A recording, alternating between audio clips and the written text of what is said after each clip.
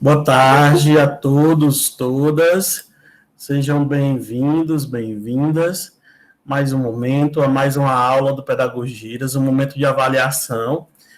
Que nós estamos aqui com uma honra muito grande, vendo Tauá aqui 2 vezes, em 2 equipamentos.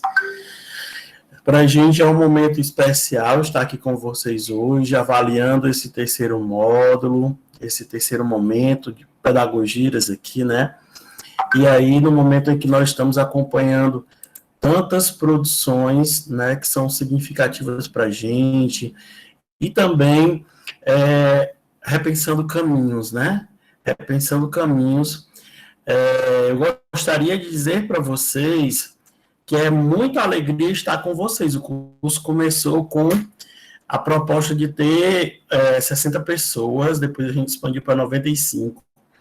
E hoje, Exu, ele sabe quem realmente deve chegar até o final do curso, né? Quais são os compromissos que nós temos com esse universo ancestral. Então, aqui eu tenho cada vez mais observado que vocês vêm produzindo, que vocês vêm trazendo para a gente como feedback, e esse feedback ele é importantíssimo para o que a gente vem desenhando, né? Eu tenho feito essa semana uma série de lives no meu Instagram. Ontem eu fiz com a professora Denise Botelho, uma professora que ela é Yalorixá, uma mulher de Ogum, professora da Universidade Federal Rural de Pernambuco, falando sobre Exu nas escolas. Essa ideia também parte dela, né? Ela nos deu um contributo fundamental há um ano atrás para a gente estar repensando as nossas práticas, e hoje Exu nas escolas ele está muito bem alicerçado, e com base no Exu nasce o Pedagogias, que nós estamos aqui justamente nessa perspectiva. Hoje eu fiz com um Babalorixá, o pai Augusto de Logunedé, que está trazendo um trabalho belíssimo, em uma websérie em que ele vai falar sobre os senhores e as senhoras da noite, desconstruindo esses estereótipos dos Exus, do povo da encruza. E amanhã eu vou ter uma live, né, com a queridíssima professora, ela é doutoranda, a professora Letícia Carolina. Talvez vocês já tenham ouvido falar dela aí, porque ela acabou de lançar um livro pela coleção Feminismos Plurais, que é o transfeminismo. Então nós vamos estar falando sobre Exu nas escolas e as encruzilhadas transfeministas. O que é fascinante para a gente, porque cada vez mais a gente percebe a troca de axé, a troca, na verdade, de uma grande expansão, né? Uma grande expansão do nosso axé pessoal, que começa com o axé coletivo. Tudo isso começou comigo e com o Will. Na verdade, começou comigo, o Will veio, o Cisco, vocês agora, e a expansão de Exu, ela vai acontecendo mais e mais com esse reposicionamento cognitivo. O que é muito importante para a gente, significativo, né, diante de tantos casos de racismo religioso que eu tenho denunciado todos os dias nas minhas redes sociais. E eu faço questão de fazer isso, né, eu fiquei muito receoso, porque eu tento ser uma pessoa muito comedida e discreta em relação a muitas coisas, mas perguntei a uma série de advogados e eles e elas disseram que eu poderia fazer, porque é uma forma de resposta, né? É uma forma de resposta. E em todos os momentos, né, nós somos silenciados. Eu lembro de algumas falas aqui já de formas de silenciamento que essas pessoas, né, principalmente os irmãos e irmãs da Pentecostais, eles vêm desenvolvendo para a gente em relação a muito tempo no contexto escolar. Hoje chegou o momento da gente entender que nós não podemos nos silenciar mais, de forma nenhuma, né?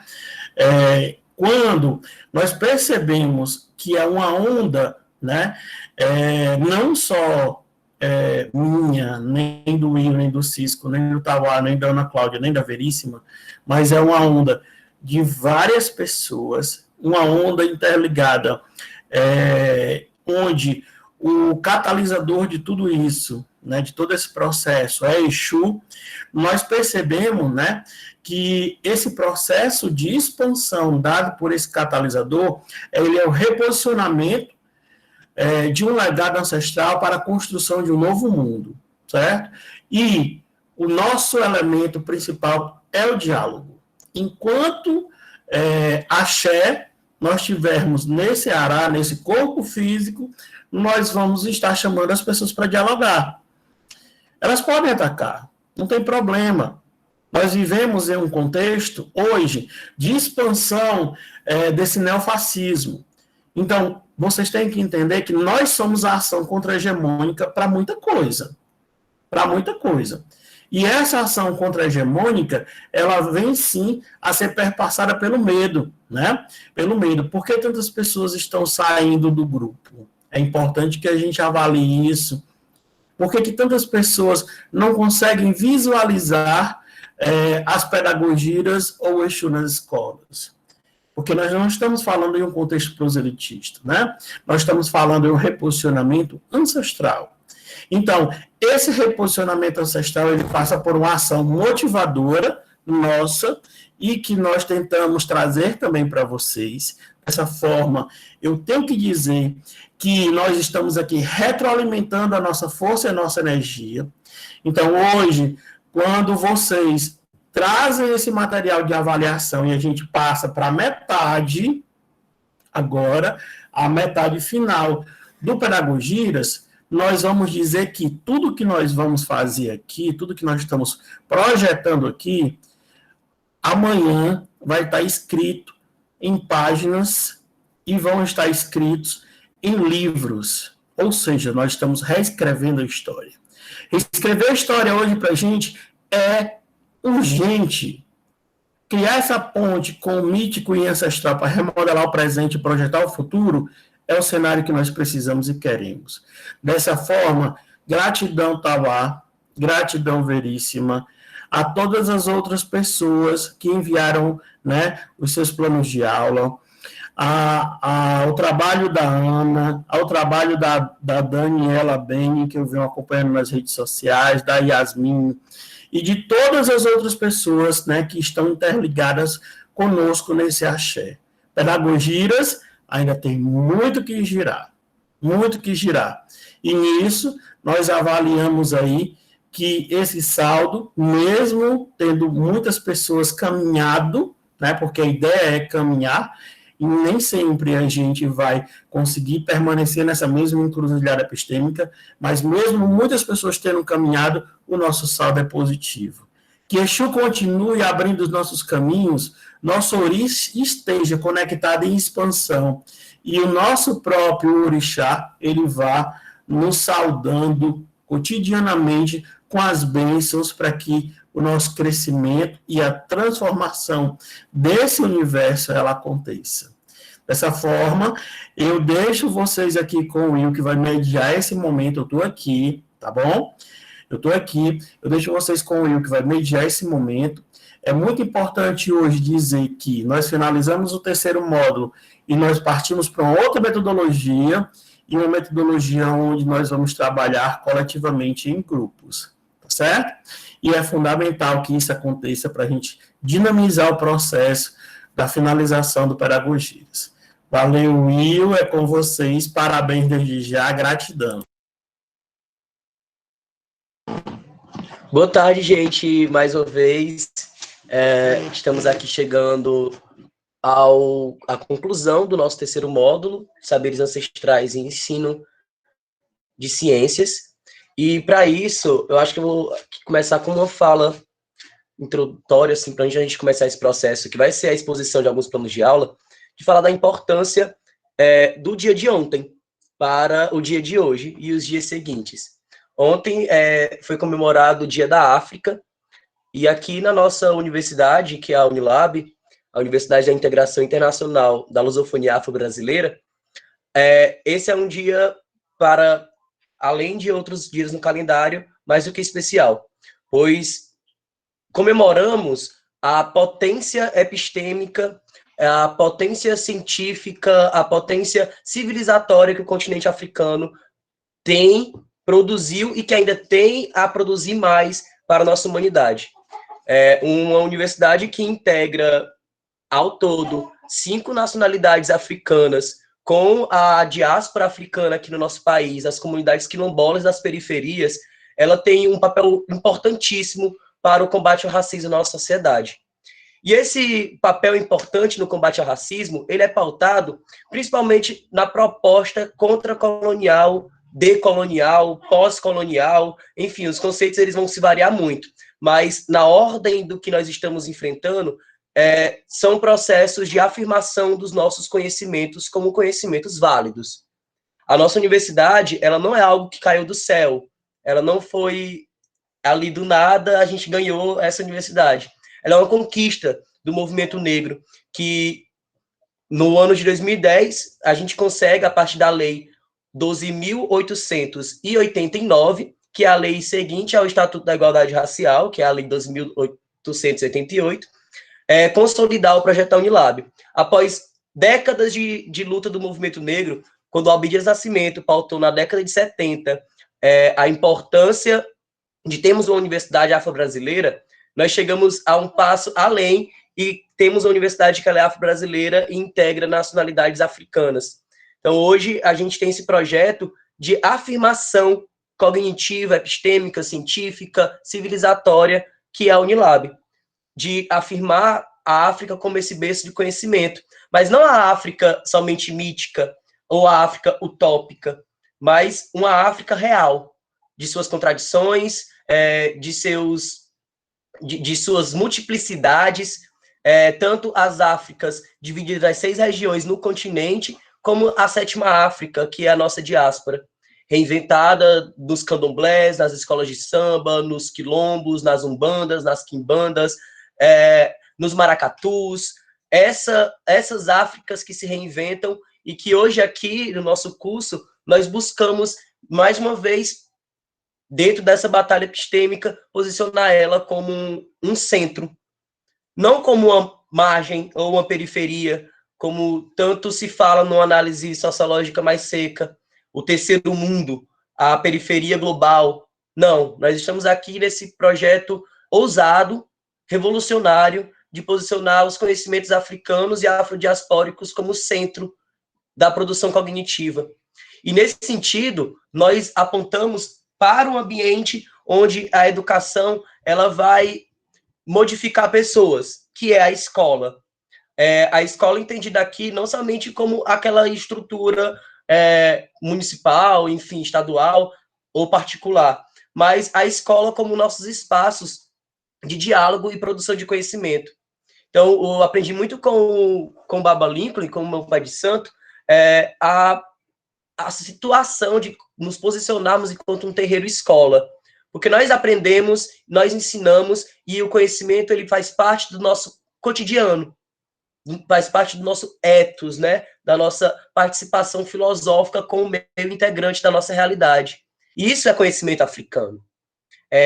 O dia 25 de maio ele é comemorado, mas ele também precisa ser pautado como um dia de lutas e afirmações das nossas produções. Então, desse modo, a gente chega hoje na conclusão do nosso terceiro módulo, que se propõe ousado, que é trazer esses saberes ancestrais para o ensino de ciências, para pensar possibilidades de ensino-aprendizagem que não estejam somente pautadas nos valores eurocêntricos de ensinar ciência. Ciência não é apenas aqueles métodos cartesianos, newtonianos. A ciência está para além disso. E diversas civilizações mostram e demonstram e praticam ciências. Então, por que não repensarmos esse modelo de ensino das ciências a partir das sabedorias de nossos ancestrais? Por que não pensar que a senhora rezadeira aqui da minha rua, no Acarape, ela também produz ciência? Por que não a gente desbravar nos caminhos, nas veredas das tecnologias científicas, dos babalaôs, das Yalorixás, dos babalorixás, dos pais santo de Umbanda, Por que não a gente olhar para dentro de uma aldeia e perceber ali também como um laboratório científico, mas não nos moldes como a Europa sempre pregou? Vamos olhar para os pajés, para os caciques, vamos ver os encantados como produtos e construtos de uma perspectiva científica do mundo também. Mas não uma ciência seca, não uma ciência desgastada, mas uma ciência encantada. Uma ciência que pauta o encantamento do mundo como a produção do conhecimento. Então, é desse modo que hoje nós vamos abrir um espaço para que alguns de vocês tragam essas perspectivas de como trabalhar os saberes ancestrais e o ensino das ciências. Desde as ciências linguísticas, as ciências da natureza, as ciências mais duras, as ciências mais moles. Aqui a gente vai trabalhar os saberes ancestrais pautados como produção científica. Assim, hoje nós vamos ter a apresentação desses planos de aula. Quem se manifestou no grupo, né, para fazer essa explanação desses planos, que não precisam, né, estar completo, porque acho que a noção do completo, do perfeito, ela também é uma noção que atrapalha muito os nossos processos nem sempre precisam estar concluídos, perfeitos, chegar a um ponto final. Mas aqui é mais uma explanação das ideias que surgem do nosso processo de curso. É uma explanação deste momento que nós vamos girar em comunhão e alguns de vocês vão puxar os pontos, né? Então vai ter esse momento de dar passagem para os Exus de vocês, para a fala de vocês, e vocês trazerem os pontos riscados nesse atrito colonial que é este país, mas que é aqui nesse curso um local de contra-hegemonia. Então, quem se inscreveu, quem se colocou, se dispôs, foi a Ana, Tauá e a Vera Silva. Então, eu já vou aqui meio que repassar para vocês, o momento é de vocês, vocês vão ter cada um até 20 minutos para poder explanar de forma que vocês bem entendam a metodologia das suas propostas. Quem se coloca? Oi, eu posso começar? Pode sim, Vera. Ai, meu Deus, que vergonha, mas vamos lá. Deixa eu aparecer para diminuir a timidez. Boa tarde, gente. Meu nome é Vera Silva. Eu sou professora de língua portuguesa. Os meus primeiros contatos com as religiões de matriz africana, assim, concretamente, vem desde o ano passado, né? Na realidade, eu queria procurar um espaço, eu queria conhecer mais, mas daí veio a pandemia, então eu tive que fazer tudo isso virtualmente mesmo, né? Através de cursos, através de leituras, por isso que eu estou aqui. E nessa questão de levar para a sala de aula, né? Desde a Lei 10.639, as escolas, eu não diria a escola em si, né? Mas foram ações muito particulares, muito individuais. Apesar de ser uma lei nacional, a gente ainda teve muita defasagem de formação, porque, infelizmente, na educação as coisas acontecem desse jeito. Você vai fazer isso, beleza, tá aí, vamos lá. E as formações vieram acontecendo a partir das reivindicações mesmo dos professores, porque a gente ficou, gente, a lei está aí, e aí? Como é que a gente vai trabalhar isso em sala de aula? E a gente vê que essa lei hoje completa 18 anos e ainda não foi efetivamente aplicada nas escolas. Ela é aplicada, mas muito mais pelo esforço e pela vontade de alguns professores, e muito pontual, e muita briga, porque a gente tem que enfrentar mesmo até colegas que não concordam, porque ainda se vê muita história da África a partir da escravatura, né? As pessoas parecem que esquecem que existia já um continente, que existia um povo, que existia uma cultura, e querem colocar muito a religião como folclore. Eu acho isso muito, mesmo não tendo o conhecimento necessário, eu sempre achei isso muito complicado. Você trabalhar a religião apenas pelo aspecto folclórico.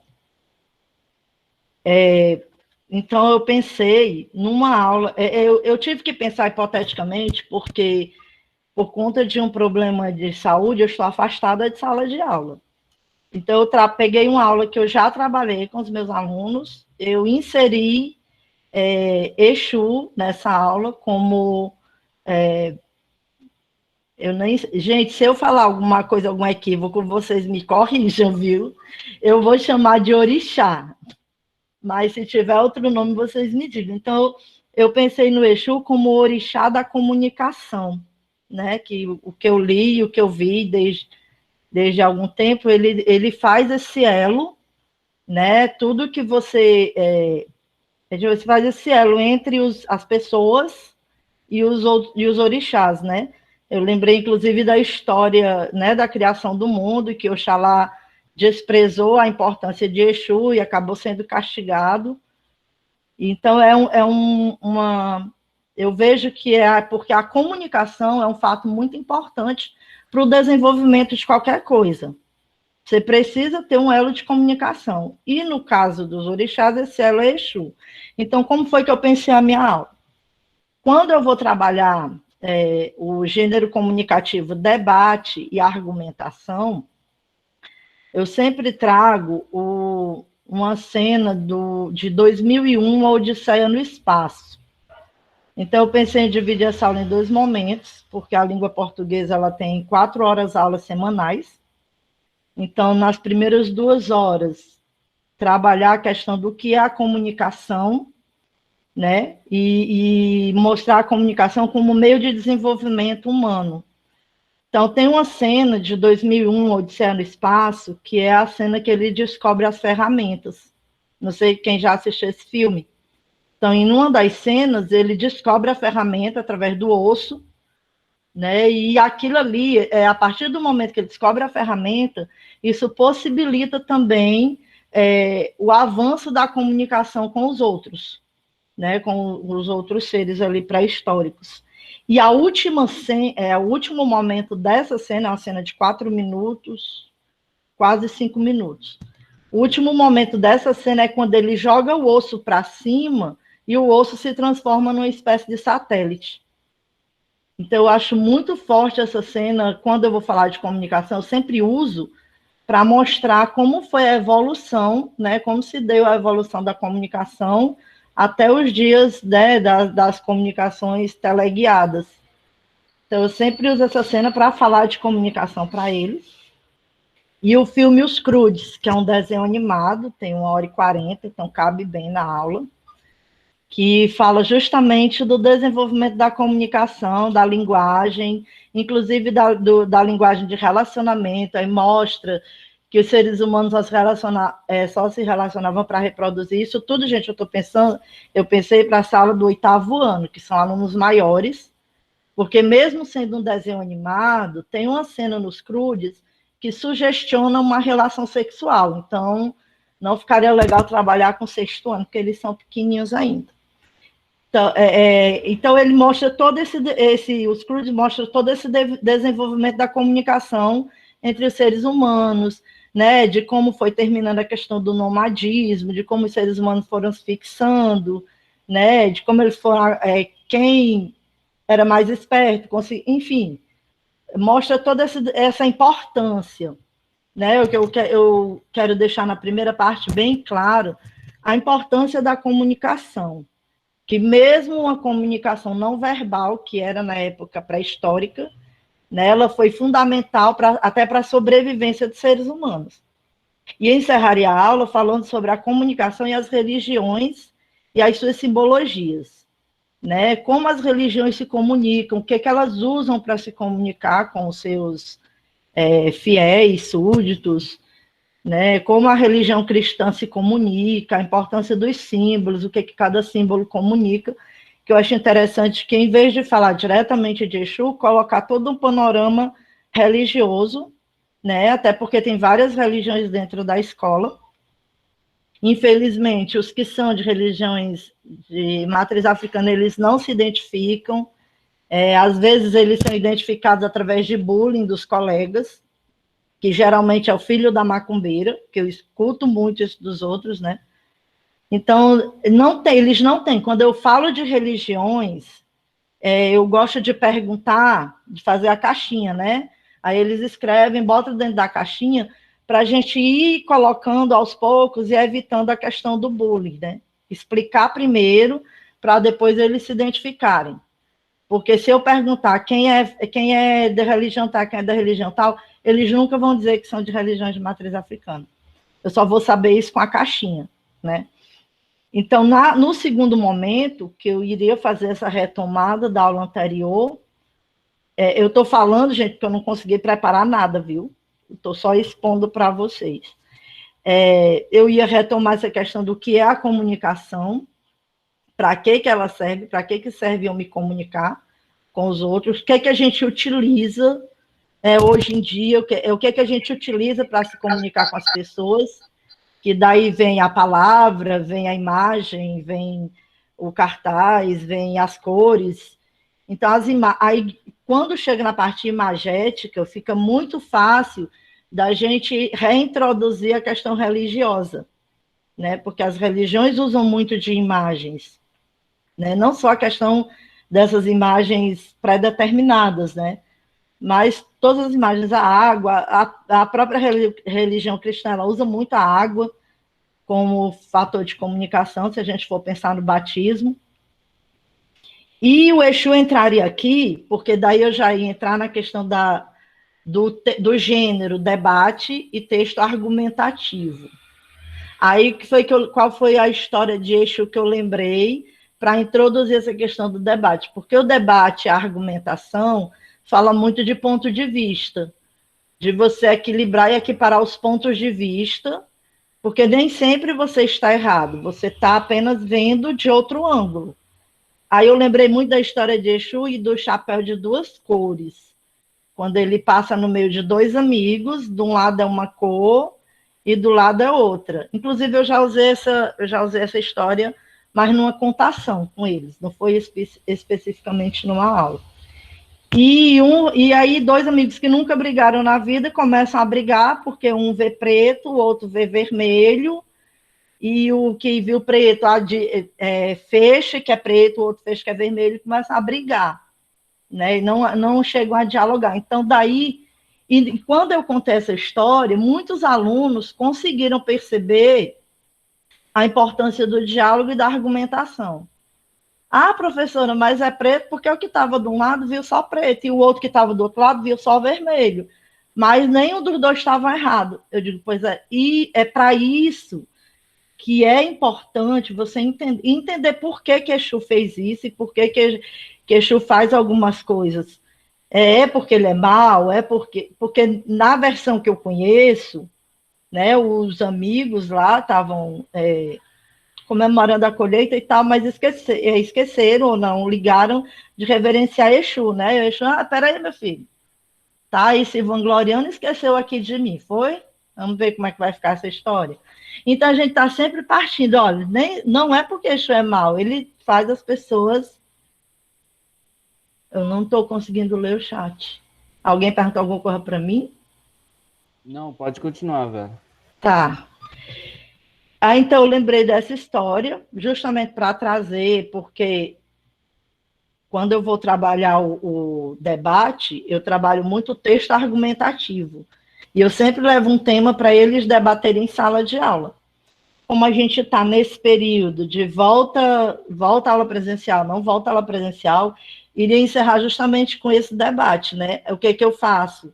Eu levo isso depois de explanar tudo, de colocar bem essa história, de colocar bem a figura de Exu como propositor da comunicação, né? E não necessariamente da discórdia, mas de você colocar suas opiniões, que tudo tem dois lados, né? Eu gosto muito dessa história do chapéu das duas cores, porque para você defender o seu pensamento sem necessariamente discordar do outro, a não ser que tenha votado no Bolsonaro, aí não tem argumentação para mim. Mas de você colocar a sua opinião sem necessariamente descartar a opinião do outro, porque é assim que vai se estabelecer o crescimento. E é daí onde ele é, por que ele é importante, por que você tem que reverenciar e por que você tem que render homenagens a Exu? Porque ele tem um papel ali de elo, né? De ligação entre a gente e as entidades, os orixás. Desculpa, gente, é que às vezes eu me embano nas nomenclaturas. Que era justamente para isso, usando esse trecho, usando esse poder argumentativo e discursivo de Exu, para colocar para eles essa importância do debate da argumentação. Aí daí, eu sempre encerro essa aula, eu não colocava na perspectiva de Exu. O Exu está entrando agora, viu, gente? E eu acho que vai ficar muito melhor, porque se voltar presencial em agosto, provavelmente eu volte para a sala de aula. Aí eu penso no assunto, coloco para eles o que é que eu iria colocar, né? Como uns iriam defender as religiões de matriz africana, e tudo que a gente... Porque aí ia ser feita a pesquisa, e os outros iriam contra-argumentar. Digo, não, uns vão dizer que é a visão colonial do Exu, e os outros iam defender, até a gente chegar num consenso. Seria mais ou menos isso. Eu ainda vou organizar, escrever. E, só para fechar aqui, nessa questão né, do mundo teleguiado hoje, e que seria muito importante colocar também para eles, são duas coisas que eu vi que eu acho muito, muito, muito foda. Ops, pode falar foda, né? Muito importante, muito foda. São as consultas online. Para a gente ver como que é importante você linkar toda essa tecnologia, porque por que não falar sobre isso? E esse curso, né, os cursos que estão acontecendo, porque antes a gente via, quando você pensava em orixá, quando você pensava em terreiro, você só pensava, pelo menos era a imagem que a gente tinha enquanto criança, né? Que o capeta estava lá dentro, e inclusive eu nunca tive essa imagem, porque eu sempre fui curiosa. Então a gente passava em frente a um terreiro toda a vida que ia para a escola, e eu sempre parava em frente, ficava olhando, e eu queria saber o que tinha lá dentro. Só que mãe e pai diziam, não, menina, pelo amor de Deus, se benze, e sempre na perspectiva do escuro, né, do obscuro, do que não podia ser visto. E hoje em dia você já consegue ver sobre a perspectiva tecnológica mesmo, né, do alcance que os terreiros, né, da abrangência e da visão que os terreiros estão tendo hoje em dia, né, através dos cursos online, através eu acho consulta online um negócio tão massa, tão da hora, cara, porque mesmo antes da pandemia a gente já via, né, claro que charlatão vai ter em todo canto, né, não é exclusividade, mas tem pessoas que fazem consultas online, inclusive a minha terapia é com a terapeuta do Axé, e ela usa toda essa perspectiva da ancestralidade dos orixás. Eu levo um problema para ela, um choro, um negócio. Você vai ler sobre Oxum essa semana. E você vai ver sobre empoderamento feminino e tal. Cara, é massa, ó. Aí teve outra querela lá que eu levei para ela, outra resenha, por essa semana você vai ler sobre a pombagira. Então, eu acho isso tão massa, uma terapeuta que tem essa ligação com o terreiro, né? De tirar o terreiro do obscurantismo, sabe? Eu achei isso muito massa. E é mais ou menos isso, gente. Não vai levar os 20 minutos, não. Dá mais tempo aí pro Tauá, para ele falar mais. Se tiver algum equívoco, vocês digam, né, sobre Exu e tal, mas é isso. Vera, tá perfeito, sabe? Parabéns, assim, Obrigada. Ficou muito massa. Agora, eu fiquei muito ansioso de ver isso na sala de aula, sabe? Da interação com as crianças do Fundamental. Eu já fiz, mas é que massa, assim, que... Nesse formato eu não fiz, né? Mas vocês sabem que a escola ela é muito temporal para falar de preto, né? Antigamente a gente só podia falar de preto no 13 de maio, que eu detesto. Nunca gostei da Dona Isabel. E agora até fiquei feliz com o 20 de novembro, porque aí sim a gente tem uma data que realmente vale a pena ser lembrada, mesmo que eu fale o ano inteiro. Eu não tinha muito entendimento, não, pelo menos até a lei, porque aí na lei, mal e tortamente, mas pelo menos foi tendo algumas coisas e mais acesso a leituras, né? Mas aí eu falava, aí o pessoal ficava, mas Vera, você quer fazer um projeto sobre negros? Por que não espera para novembro? Eu digo, porque os negros estão na escola o ano todinho. Os meninos que são pretos não vêm para a escola só em novembro, não. Aí eu vou ficar esperando até novembro. Mas aí eu aproveitava em novembro e dava aquele gás, né? E levava isso para a sala de aula. Menino, Rafa, até pastor falar comigo na escola, você não tem noção. Eu já fui, adoro quando os pastores iam lá na escola dizem, ei, tem uma professora que está ensinando macumba para meus filhos. Aí eu, ô meu filho, se eu soubesse mesmo, eu já tinha ensinado faz tempo, mas estou não, ensinando não. Mas mas aí eu, mesmo sem querer, eu apelava para Exu, né? E aí eu ia dialogar com os pastores e eles saíam de lá até mais calminhos. Já saiu um que eu sei que até ele está frequentando um terreiro agora, achei que foi bom. Mas é isso, gente. Tentei. Agora só falta eu botar isso no papel para mandar para vocês. Obrigada pelo espaço. Ei, que poder é esse de levar pastor pro terreiro, viu? Tá? Menina Vera encaminhou o pastor para o caminho da luz. E olha que Não nem é? eu fui ainda, né? Mas ele está indo. Vera, maravilhosa, viu? Muito bom. A gente vai ficar aguardando agora o plano escrito, mas a exposição já foi muito potente. Então, agora vamos com Tauá. Vou abrir o áudio aqui. Tá aberto o áudio aí? Tá sim, estamos te ouvindo. Então, pô, eu acabei fazendo um negócio errado aqui. Pô, sei. Pronto. Bom, boa tarde a todos.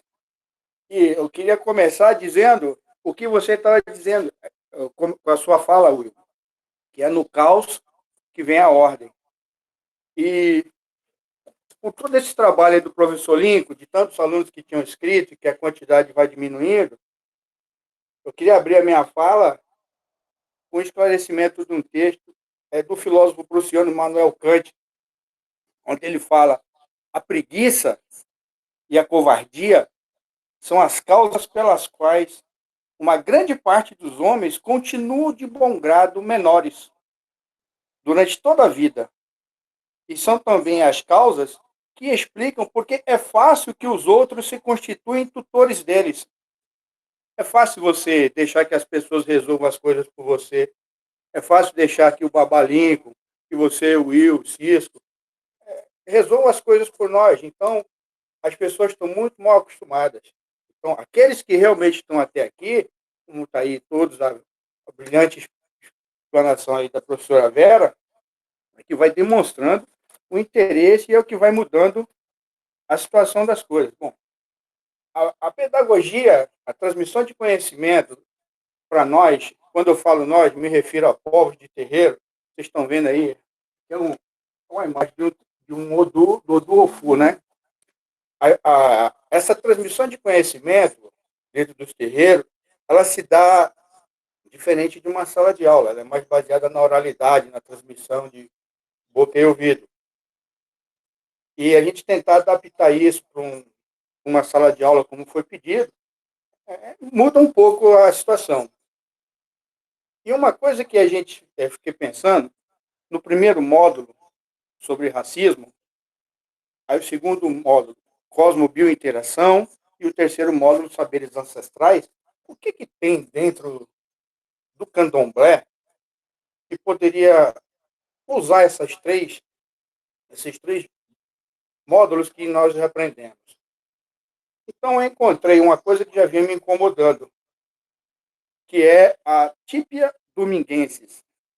Típia dominguensis, por esse nome, talvez muito poucas pessoas conheçam, mas quem é de candomblé conhece muito bem, usa muito, porém não tem a noção porque ela vem sendo apagada, vem sendo desconstruída com o passar do tempo.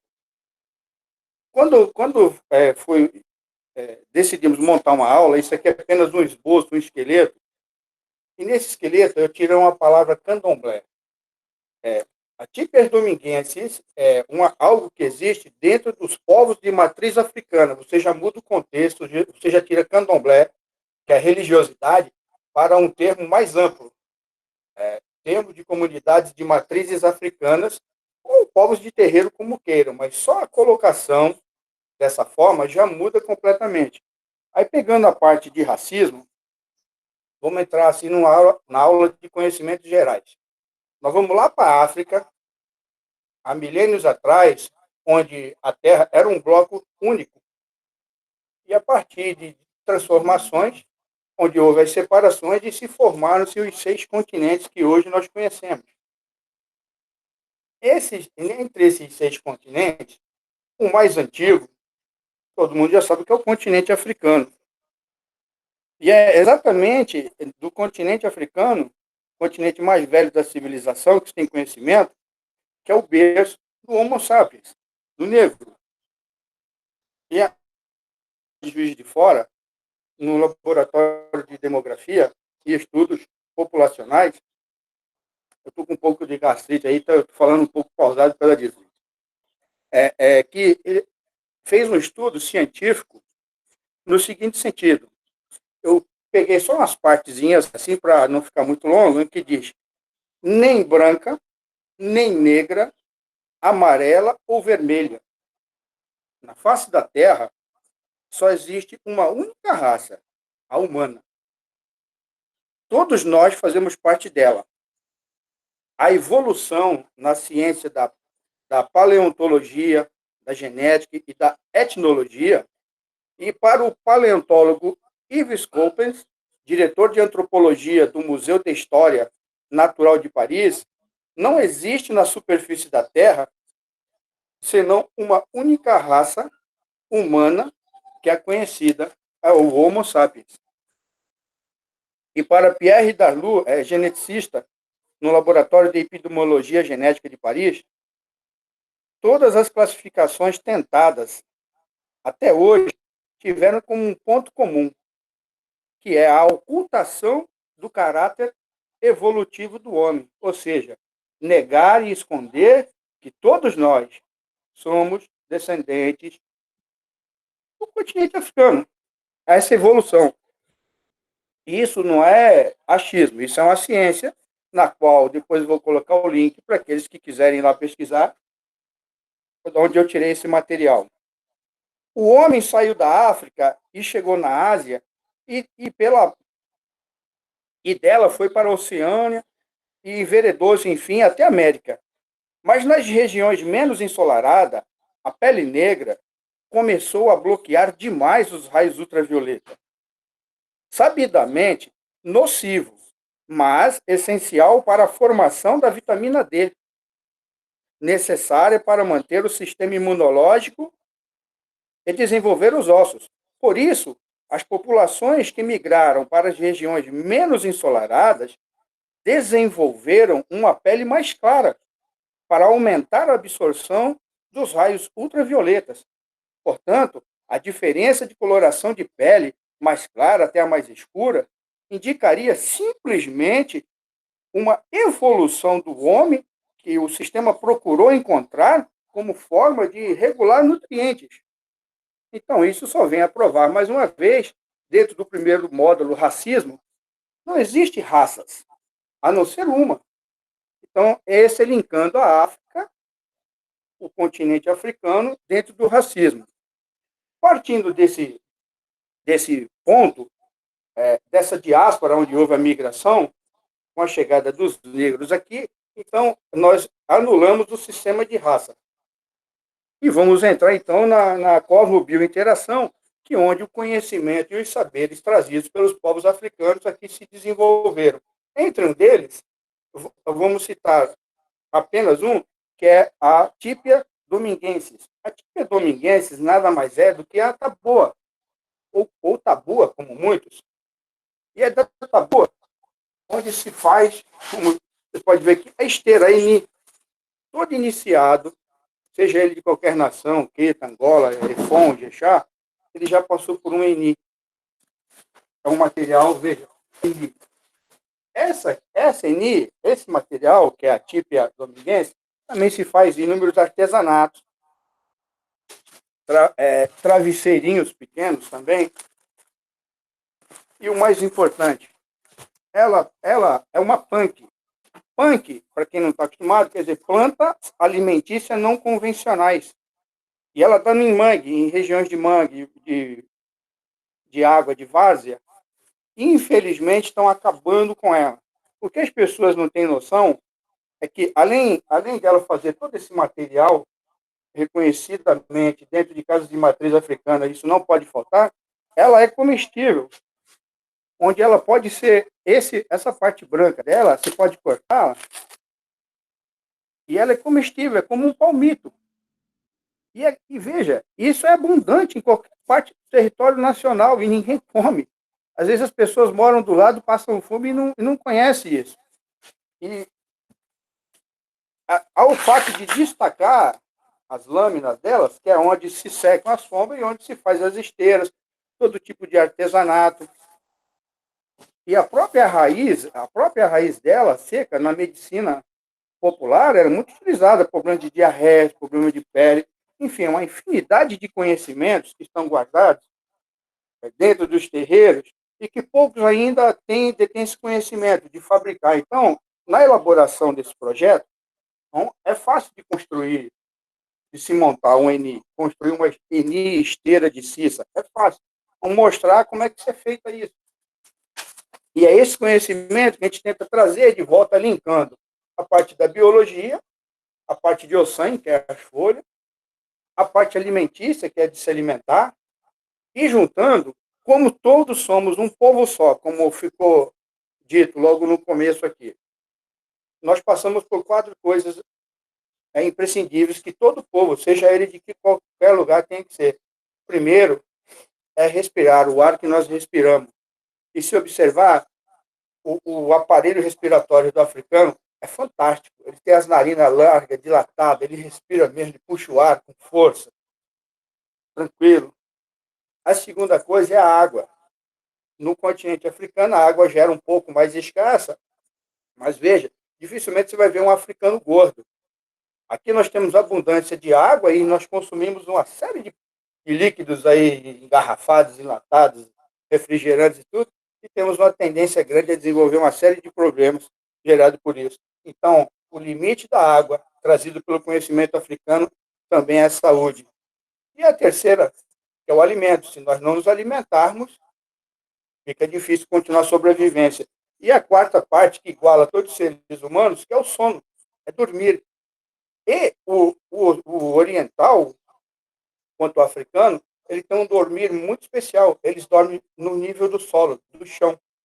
O africano dorme muito em Eni. As pessoas de Candomblé dormem em Eni. É onde ocorre essa troca com o Ayé, com a terra. E Leayé, casa da terra, ou planeta. Essa descarga de energia estática que nós temos em tocar em muitos objetos, esse isolamento que nós fizemos, nós andamos muito sobre o asfalto, sobre concreto, sobre pisos emborrachados, a gente está perdendo o contato com a terra. Então, esse conhecimento africano nos traz a gente pisar mais na terra, a gente haver esse contato maior. Não dormir, é gostoso um colchãozinho macio, mas a ENI, ela te traz mais saúde. E todo iniciado passa por isso. Toda alimentação pode ser aproveitado disso. As espigas que as tabuas dão, ela pode ser cozidas como milho também, e serem alimentadas. Enfim, há uma série de coisas que a ENI pode estar trazendo e que não é aproveitado. E uma das coisas muito importantes hoje em dia dentro da típia dominguense, para quem quiser se alimentar dela, deve ter cuidado com o lugar onde ela é colhida, devido à seguinte situação. Ela é um biosorvente. Biosorvente é o nome dado a todas as plantas ou coisas naturais que têm a capacidade de absorver coisas do ambiente. Então, uma água contaminada, onde tem taboa, a taboa ela puxa elementos pesados como zinco, cobre, chumbo, alumínio. Então, num lugar de água contaminada, você não vai consumir como alimento, porque ela vai filtrar isso da dali, então vai estar contaminada. E isso e são chamados de absorver esses elementos da água natural e que vem sendo destruídos. A palavra ecocídio também está muito em moda hoje em dia. Um dos ecocídios do sistema é a destruição dela. Porque ela, no lugar de água, ela forma um tapete em cima e as pessoas, por não usarem, não consumirem, elas destroem, queimam, matam, e é onde destrói uma grande parte de alimento, de forragem alimentícia, de construção de enis, de construção de artesanatos e de ninhos de aves, de pássaros que utilizam a taboa para se nidificarem. Então, estão matando, é um ecocídio, é um ecossistema que está se perdendo. A construção disso, e esse conhecimento tão simples, às vezes as pessoas, eu vejo que as pessoas moram do lado e não conhecem. Quando você fala, não, vamos comer uma taboa, você faz uma saladinha, é como se fosse um palmito. O palmito é tão caro, você vê, isso aqui, ó. Simples. As pessoas ficam olhando assim e falam, pô, mas comer taboa? Sim, taboa se come também. É uma delícia. Então, é esse conhecimento de trazer para a aula de uma forma, não sei como seria isso dentro de uma pedagogia de uma escola, mas onde se linka a geografia, os continentes, se linka o racismo, mostrando, através de estudos científicos, que somos um só, que essa diferença de pigmentação se dá devido ao local. Obviamente, alguém que mora lá no gelo, ele vai ter um nariz pequeno, até por conta do congelamento, não se congelar nem nada. Então, essas diferenças todas que vão sendo elencadas e o conhecimento ecológico da taboa, como alimento, como artesanato, como forma de viver e de dormir também. Seria puxando esse lado. É isso aí, vamos transformar no papel e está aberto também a todos que queiram seguir esse caminho. Esse projeto eu estou fazendo junto com o Nilajô. O Nilajô é o Robson, do Ilhéachel Ojuonirê, que pertence também aqui à casa. Então, nós vamos fazer junto. Entrar na água, tirar a taboa. Então, acho que em dois fica melhor, fica mais prático também. Ok, gente? Obrigado aí pela oportunidade. Valeu, Will. Massa, Tauá. Muito massa. Fazendo assim um breve comentário, né? Quando a gente trata a questão de raça, sempre vai surgir essas percepções da raça enquanto a percepção biológica e a raça enquanto construto social. Não é isso? E aí, no sentido biológico, é indefinitivo, a raça é um só. A gente somos homo sapiens. Né? Isso a ciência já superou há um bom tempo. Mas no sentido sociológico, nós temos o construto racial como definição social mesmo, né? Como definição do local territorial, da classe social daquele sujeito, das oportunidades da vida daquele sujeito, e até mesmo outras questões como a faixa etária que esses sujeitos vão conseguir chegar, né? Então, é interessante quando a gente aborda a questão da raça para compreender que esses sujeitos discriminados pelo pigmento ou por traços também são possuidores de conhecimentos e que eles podem ultrapassar o arcabouço, né, da raça enquanto uma barreira, né? Então, tanto que alguns teóricos aqui no Brasil mesmo, do movimento negro, vão trazer a raça para o sentido político de positivar os conhecimentos negros, os conhecimentos indígenas, e em seguinte. E aí, quando você traz essa questão da taboa, eu não sabia de jeito maneira. Foi uma surpresa assim que eu tive que nem com da orquídea. Quando fiquei sabendo que a orquídea era comestível, o meu mundo assim, caiu, desabou e construiu um novo mundo para mim. E aí são tantas outras, né, assim, plantas, que as punks, né, como você tinha falado antes no grupo, né, que são as plantas alimentícias não convencionais, que estão ali no cotidiano mesmo do terreiro, ou aqui na rua, né, na calçada de casa, e alguns quintais nascem de forma endógena na terra, né, elas nascem de forma espontânea e a gente não compreende elas. E aí, essa questão do não compreender é um problema, mas também ele é um resquício dessa colonialidade que nos fez esquecer de tantos dos nossos conhecimentos que nós temos sobre a Terra. A Beatriz Nascimento, que foi, né, ela já é uma ancestral nossa, historiográfica, ela vai falar sobre esse papel do homem negro, do homem preto, do homem africano, seja no continente, seja na diáspora, de conhecer a Terra, de ser a humanidade, entre tantas humanidades que nós temos, que mais conhece a Terra, junto com as humanidades indígenas aqui no nosso continente. Mas é isso, é interessante trazer esse olhar sobre perspectivas diferentes do mesmo planta, de um mesmo bioma, enfim, de um mesmo ecossistema, potencializando ele para o nosso cotidiano. Eu acho que essa sua aula ela traz isso de uma maneira bem explicativa mesmo, assim, contextual, e parabéns, assim, ficou muito bacana mesmo. Ficou legal. Agora a gente vai para Ana. Boa tarde, gente. Estou morrendo de vergonha aqui na barriga, tá? A ideia de jirico falar que eu ia apresentar alguma coisa, mas vamos aí. Eu sou professora na Rede Municipal de Curitiba. Esse ano eu trabalho com educação infantil no período da manhã e eu estou como regente de 4º ano no período da tarde. Na escola da tarde, que eu estou com ensino fundamental, a gente fez uma divisão que são 3 turmas de 4º ano, e aqui na rede a gente optou-se desde o ano passado por ofertar os conteúdos pela televisão ou pelo YouTube. Então, nós, professores da rede, não damos aula diretamente para os alunos, a gente pega aquelas videoaulas que são gravadas lá na Secretaria de Educação, pelo pessoal que está lá, com atividades que são impressas e entregues a cada 15 dias, e agora, finalmente, liberaram o livro didático, que já está pago, estava lá empilhado na escola, que ano passado não foi enviado para essas crianças, então a gente está podendo lidar com isso. Eu estou com conteúdo de História e Geografia, eu sou responsável por propor as atividades de História e Geografia e também olhar os livros, o que eu tenho, o que eu posso oferecer para as crianças. Vocês estão com eco, né? Um pouquinho. Deixa eu ver como é que eu vou fazer aqui. Alguém que está com o microfone ligado precisa desligar para acabar com o eco. Bom, eu não fiz exatamente a apresentação, tá? Eu vi quando o Will escreveu que era um esboço, tá? Eu falei, ufa, porque eu já ia inventar uma dor de barriga, qualquer coisa, a internet caiu para não aparecer hoje. Mas vamos lá. Eu vou testar com vocês aqui também um software de apresentação que eu descobri, a minha irmã também é professora, e é professora de História, e a gente está fuçando aí, porque a gente tem que lidar com um aluno que não tem acesso à tecnologia, com o aluno que tem acesso.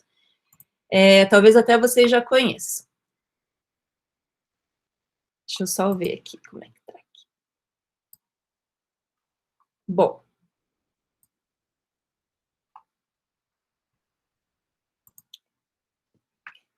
Vai ficar espelhado para vocês, que nada a ver isso. Bom, é um teste. Tá espelhado para vocês o que está escrito, né? Pelo menos para mim tá. Tá sim, ó. Eu tô aqui surpreendido com a ferramenta. Assim. Mas é que não era para estar, era aqui para mim o Prezi, que é tipo o PowerPoint, só que agora como ele dialoga com o Meet, a gente pode apresentar as coisas. Mas então ignore o que está escrito ao contrário aí para vocês. Como eu estou lidando com conteúdo de história, esse conteúdo de história... Ana, não está ao contrário para a gente, não. Ah, não? Que bom, não. Entendi. Aqui para mim aparece como está estando espelhado aqui. Que bom. Então vocês vão ver que arrasa. Eu não estou vendo. Gente. Oi? Eu não estou vendo, por isso que eu estou perguntando se está compartilhado. É na própria tela dela. Na própria tela dela que está aparecendo. Para a história, isso. Não é isso? Isso. Divisão e característica. Isso. Para quem estiver vendo ainda só o mosaico, desculpa, Ana, para quem estiver vendo ainda só o mosaico com todos os nossos rostinhos, estiver no computador e tal, você fixa a tela dela, você vai em cima da telinha dela e tem a opção fixar, aí você fixa ela e você vê ela por completo. Pode ir, Ana, arrocha o nó. Tá, vamos lá. Eu estou lidando com a pré-história, então, que foi o conteúdo, a gente ficou um tempo, fontes históricas, e agora foi para a pré-história. E aí coincidiu quando... Eu só me empolguei, na verdade, de falar que eu ia propor esse plano de aula, porque eu roubei um pouquinho do que vocês já tinham apresentado no encontro anterior, e eu usei essa história a divisão da pré-história, que tem a idade dos metais, quando entra os metais, para falar de Ogum. Então, a ideia é falar dessa construção, tá? Dos instrumentos que ajudaram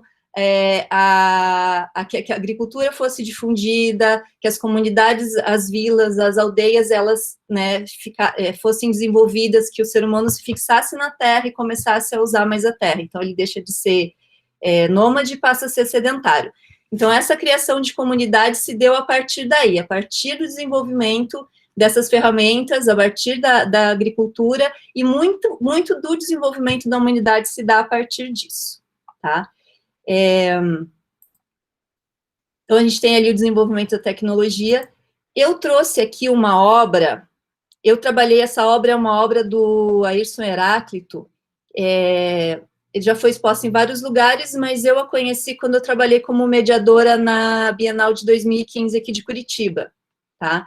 Eu fiquei num lugar maravilhoso, que é super fora do eixo central, talvez vocês que são de fora de Curitiba nunca ouviram falar, que é o Portão Cultural, que é um aparelho do município aqui que tem cinema, teatro, galeria, e ninguém queria ficar lá porque era longe do centro, porque não aparece no Fantástico, e acabou que lá tinha as duas salas, várias obras ligadas aos povos de matrizes africanas. Então, assim, eu fiquei ali, eu tinha Pierre Verger do meu lado todo dia, né? Mas essa obra especificamente que eu estou mostrando para vocês, aqui eu vou fazer um parênteses, tá? E talvez eu me perca no meio do caminho, mas vocês não gritam aí que eu me acho. Eu trouxe essa obra porque ela era uma obra que ficava bem na entrada da sala, tá? Vou colocar aqui para vocês verem. Chama Bipolar, essa obra. Então, ela é uma caixa inteira de vidro, eu não sei se aqui vocês conseguem visualizar, mas é uma que está bem ali na entrada. Ela é uma caixa de vidro, um paralelepípedo grande, dividido ao meio, e ela tem essa abertura com a lâmpada. Dentro dessa caixa, tem azeite de dendê. Na outra extremidade da caixa, não tem abertura e não tem luz. Então, esse espaço onde tem abertura e tem a luz, é um espaço onde o dendê, ao longo do tempo, Curitiba é um lugar que é frio, né? Então, os dias muito frios, ele ficava mais sólido, mas ele modificava, a matéria modificava ali pela ação da luz, pela ação do calor, o dendê ficava mais líquido. E teve um dia que estava muito quente, que o ar-condicionado não estava funcionando, então era clara a diferença do lugar da caixa, onde tinha essa abertura e onde tinha essa luz, para o lugar que não tinha. E eu tive uma experiência eu mediava tanto o público agendado como o público espontâneo. Eu tive experiência com uma família que era uma mãe e um filho, e eu deixava à vontade para as pessoas me perguntarem coisas, enfim, para pedir a mediação. E essa pessoa pediu para eu acompanhar, e eu mostrei as obras, tinha Christian Cravo, Mário Cravo Neto, Pierre Verger, vários artistas ali. E ela ficou curiosa com isso, e a gente começou a conversar. Então, a ideia da mediação é sempre, pelo menos a mediação que eu faço, é ouvir mais do que falar. Então, eles perguntavam muita coisa, e no final da conversa, a gente chegou à conclusão, juntos, de que talvez um conteúdo que a gente não domine, se a gente coloca uma luz sobre ele, se tem uma abertura para isso, a gente consegue modificar o nosso interior.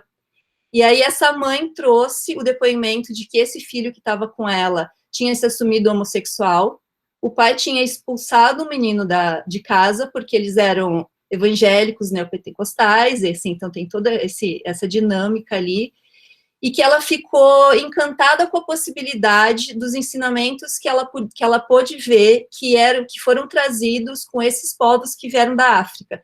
Que ela, por uma limitação, por alguém nunca ter falado com ela não tinha pensado sobre isso. Então, esse é um parênteses que eu vim trazer, até porque eu não tinha apresentação pronta, mas eu queria contextualizar. Aqui foi um dia, na Bienal ainda, em que eu recebi, era um sábado geralmente era muito vazio de gente. Eu vou mudar até a formatação para vocês verem melhor aqui. Nesse programa dá para você fazer isso também, gente. Dá para ficar só dá para ficar o slide que está aparecendo ali. Foi um grupo de haitianos, tá? Eles eram do curso de língua portuguesa para estrangeiros da Universidade Federal do Paraná. Eles estavam em mais de 100 pessoas, e eles foram com alguns professores para conhecer a exposição. E eu fiquei espantada porque a maioria dessas pessoas eram evangélicas. Eles já vinham lá, já vieram do Haiti com essa decisão, e muitos deles não tinham ouvido falar. Algumas das fotos do Christian Cravo eram sobre o voodoo, que é justamente, tem muita gente no Haiti que lida com isso, e eles não conheciam. Então, eu trouxe essas imagens aqui para vocês, na verdade, para mim também, né, porque eu tenho que pensar a respeito disso, para pensar como, às vezes, a gente não consegue lidar com o conteúdo como professor e professora em sala de aula, porque a gente não fez essa imersão, tá? Então, agora, voltando para a minha aula de história, lá da pré-história, Idade dos Metais, Ogum. Ogum, ele conseguiu forjar o ferro ali, porque ele também tinha o domínio e ele conhecia a natureza de diversas formas. Então, aí a gente coloca os outros elementos e já coloca outros orixás no pacote, né? Porque se você está falando de forja de fogo, você está falando de fogo, está falando, né? Vai lidar com o Xangô. Tem que ter água, porque você vai ter que esfriar o ferro que está ali. Então, trazer esses elementos dos outros orixás para que aquele processo aconteça. Como foi importante o domínio dessa tecnologia para a conquista de novos territórios. E em algumas aldeias, eu vi que tem mais uns 3 ou 4 trabalhos que eu tive acesso. Depois desse movimento em que surge a forja ela tinha um lugar central na aldeia, na comunidade. Era um lugar de destaque. Então, os artesãos que lidavam com ferro, eles eram tidos com grande respeito ali. E aí, como eu trabalho numa comunidade, aqui que é bem carente, mas é numa região central. Curitiba dizem que não tem favela, mas tem, tá, gente? Só falam que não tem para maquiar aqui. E é o caso da comunidade que eu trabalho. A maioria dessas crianças, elas vêm de famílias que têm uma relação com a igreja evangélica. A maioria, inclusive dos evangélicos neopentecostais. Então, a gente tem uma dificuldade muito grande de trazer alguns conteúdos. Às vezes, esses conteúdos são barrados lá no setor pedagógico, e não chega nem na sala de aula. Mas aí eu descobri que a gente pode mandar um planejamento, né? A gente manda o planejamento que a pedagoga espera que a gente entregue bonitinho, e na hora que a gente vai para a sala de aula, a gente consegue lidar com alguns assuntos que são um pouco mais controversos. Só que agora a gente está numa realidade em que não tem aula presencial, e eu não sei qual é a expectativa de vocês, mas eu imagino que a gente não vai voltar tão cedo para essa sala de aula, né? A gente vai ficar nessa realidade. Então, o que eu estou fazendo eu acabo mandando uns vídeos ou uns áudios lá no grupo de WhatsApp, que quem gerencia é a diretora da escola que eu trabalho, tentando ampliar um pouquinho o repertório dessas crianças e trazendo alguns elementos para isso. E eu descobri que a partir da obra de arte, eu dou possibilidade para essas crianças pensarem sobre isso, eles me trazem um retorno quando eles mandam o áudio, o vídeo, até o textinho deles, que vão falar. A gente pode estar falando de pré-história da forja do uso do ferro, mas se eu trago uma obra, eu não consegui colocar aqui na apresentação, que não deu tempo, algumas obras que tinham relação direta com ferro. Eu trouxe até esse exemplo aqui, que também é uma obra uma performance do Ayrton Heráclito, que ele trabalha com Dendê, nessa perspectiva da gente se besuntar com esse conhecimento e tentar seguir em frente aí para passar para essas crianças, tá? A gente vai olhar lá, nos livros de história, eu tenho um livro bem basicão aqui que a gente usa, tá? Meia boca, inclusive. Eles colocam lá da crescente fértil, do Nilo, então como, né, quando os povos se fixam num lugar, eles vão procurar o lugar perto da água, porque a água vai possibilitar o desenvolvimento da agricultura, mas é um conhecimento que ele acaba sendo limitado. Então, eu ainda estou estruturando isso, né? Falei no começo que eu achei que foi uma ideia de livro falar agora, porque eu realmente não tinha feito isso antes, mas de trabalhar a ideia desses diálogos entre um conteúdo que já está no livro didático que melhorou muito o livro didático do que já era 20 anos atrás para hoje, né, em relação ao que eles propõem ali, mas ainda tem uma limitação muito grande. E usar a minha experiência. Eu sou nova também no Candomblé.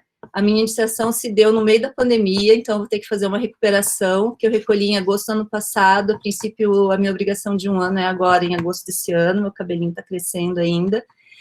Mas muita coisa do que eu ouvi nesses 2 módulos anteriores, nesse terceiro aqui, para mim fez sentido, porque acaba que a gente traz, se a gente tem essa delicadeza, eu não diria, mas esse cuidado em olhar para a natureza e olhar para o que está ao nosso redor, a gente consegue oferecer isso para as crianças, porque eles gostam de explorar. Então, essa exploração, essa experimentação, eles se permitem a partir do momento que a gente propõe, tá?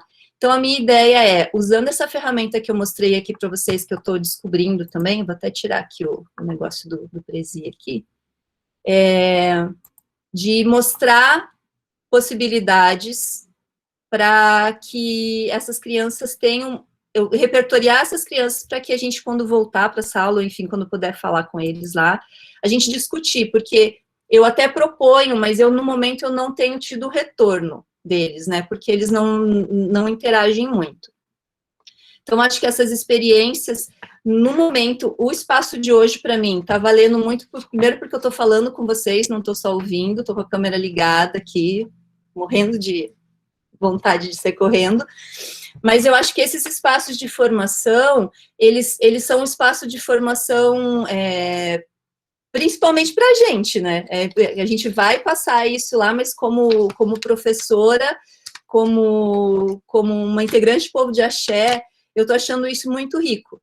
E aí, uma curiosidade, só para acabar minha fala, porque, enfim, o que eu tinha pensado já foi aí, a minha folha, bom, eu sou filha Fomo de Iemanjá, Ana, filha de mãe Tatiana de Oiá, filha de pai Antônio de Iansã, filho de pai Valdemiro de Xangô, que foi filho de mãe menininha do Gantuá. Fui feita na nação Queto, cujo rei Oxóssi. Sempre quis falar isso, gente, nunca tinha falado. Sou do Ilê Axé Oiá Oriri, que fica em Campo Largo, aqui na região metropolitana de Curitiba. E a minha folha é uma punk. A minha folha é o Eiá, que é a Capeba ou Pariparoba. Eu não sei como é que vocês conhecem aí.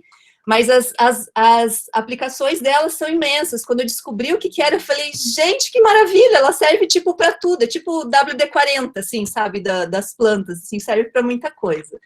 Então, desculpem se eu falei demais, se eu não falei exatamente o que vocês estavam esperando, mas eu não queria deixar de falar, não queria sair correndo, tá? É isso, muito obrigada por estarem ouvindo. E última coisa, talvez algumas pessoas não estejam, não sei se é o caso aqui, mas de todas as formações que eu tinha me inscrito nesse começo de ano, a de vocês, a nossa aqui, né, de vocês, que eu também faço parte, foi uma que eu não abri mão. Eu estou no meu horário de trabalho, tá? Se alguém me denunciar para a Secretaria Municipal de Educação, porque eu estou no meu horário de trabalho aqui, eu estou fazendo, às vezes eu não consigo participar, mas está sendo bem corrido, né? Por exemplo, eu tive conselho de classe semana passada e semana retrasada, então talvez a demanda esteja muito grande, não é por falta de interesse, babá, talvez seja... prioridade, né? Eu estou priorizando aqui, para mim está sendo muito rico. Queria agradecer, muito obrigado para todos vocês.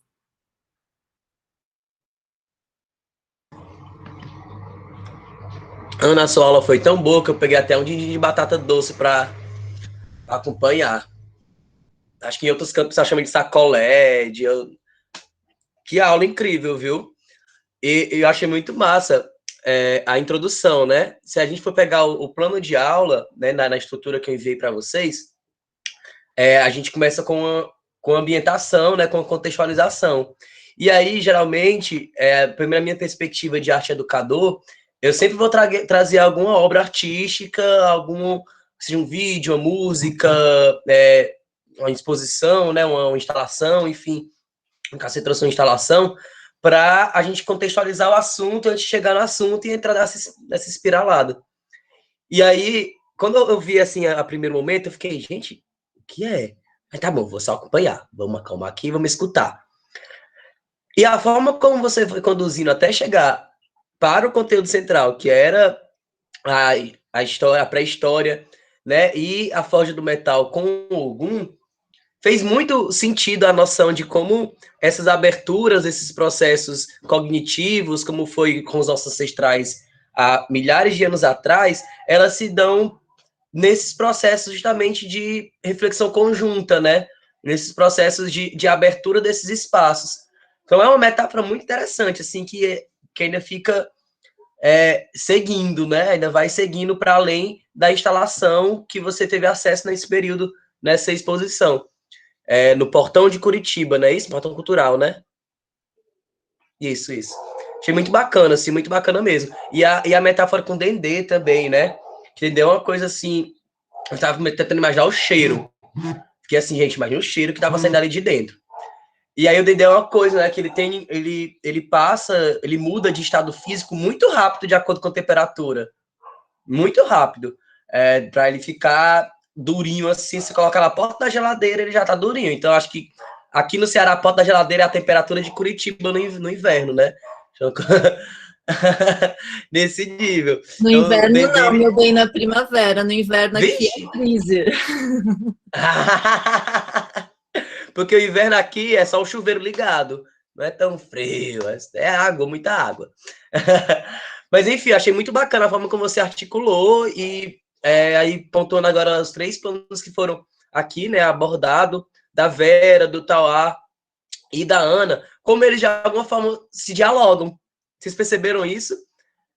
Existe um diálogo que, ó, vocês não planejaram, ou planejaram, vocês estavam aí reunidos em outra sala no Meet, antes não, né?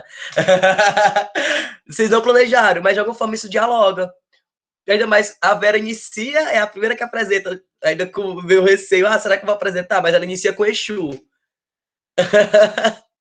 Aí Exu abre já os processos para a gente falar de comunicação, de linguística, de linguagem, e essa comunicação que foi bem dada durante o processo seguinte. E aí o Tauá vem e traz essa contextualização histórica e traz a Tapoa com alguns noção aí de Ossan no entendimento dessas folhas, de entender as plantas e as suas funções, que nem sempre estão ali compreendidas por todo mundo, né? Mais uma surpresa para a gente aqui, a Tapoa é comestível, meu povo. E aí você vem em seguida e traz, digamos que a fundição dessa tecnologia, né? Que a linguagem articula, que o alimento é base para a gente ter produção de conhecimento, a gente precisa comer, porque ninguém produz conhecimento com fome, né? Sem descansar também. E aí a tecnologia ela vem aí como esse aporte de conclusão dessas 3 exposições aqui, mas não como o fim desse processo, porque ainda continua. É um processo que dá o gosto de continuidade, de saber tanto sobre a obra que foi apresentada, tanto sobre a própria história e a pré-história, que a nós é tanto legado, né? tanto denegado, na verdade, de falar da pré-história como uns 2 páginas no livro de história, e isso não é.